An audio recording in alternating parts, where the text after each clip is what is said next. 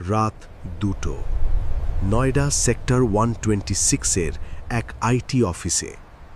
Lift থামে, কিন্তু নামার মতো কেউ থাকে না। এই বিল্ডিংয়ে শুধু একজন নাইট সিকিউরিটি গার্ড। প্রতিদিন ঠিক 2:05-এ লিফট 7 নম্বর ফ্লোরে উঠে যায়।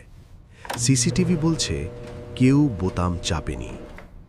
এক রাতে গার্ড সাহস করে 7 নম্বর ফ্লোরে যায়। পুরো ফ্লোর অন্ধকার, ডেস্কগুলো ধুলোয় ঢাকা।